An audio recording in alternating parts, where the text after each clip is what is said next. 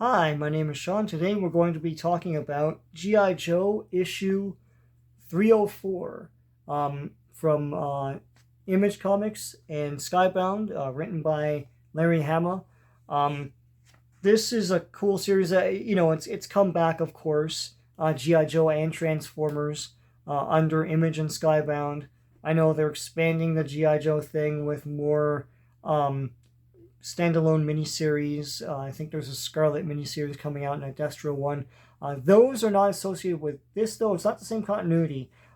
This is the continuity of comics going all the way back to Marvel Comics, whereas those other miniseries and the Transformers comic that they have right now from Skybound and Image is all its own universe called the Energon universe or Energonverse or whatever the heck it's called. This is awesome. So the story so far in G.I. Joe is most of Cobra is under the rule of Serpentor Khan, which is a different Serpentor than the one you're probably familiar with from the 80s. And they've all mutated into like superhuman monsters that cannibalize each other and stuff. And now they want to invade Springfield, which is the Cobra town. Which is headed up by Cobra Commander. And so, while all this is going on, there are like mutant troops in Springfield scoping it out before the invasion. And there's a resident of Springfield, Dawn, who's a failed clone of Snake Eyes, who's basically a ninja, and she's like seeking them out and like dispatching them one by one. Here's Cobra Commander. The art's really awesome. So it's written by Larry Hama, and the artist is Chris Mooneyham, and the colorist is Francesco Segala. So here is the credits. There you go. This is really eventful stuff. There's lots of action and mayhem. Here's a bunch of cyborgs beating up the G.I. Joes.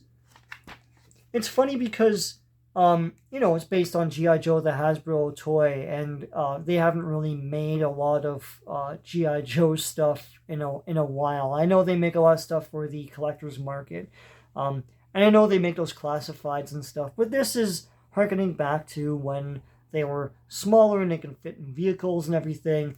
And part of the problem with me reading these is that I want this figure, I want all these guys. I don't want the classifieds one. I want the 3 3/4 inch O-ring that goes into vehicles and stuff, and like you drive them around. That's the urge I get when I read these books. But if you like classic action and colorful art, really good detailed art as well, and like stories that go somewhere and eventful comics, unlike some comics from the big two nowadays. This is pretty good stuff. If you remember G.I. Joe, or if you have nostalgia for the G.I. Joe franchise, or if you want to know what's going on with it now, this is a pretty cool book to get.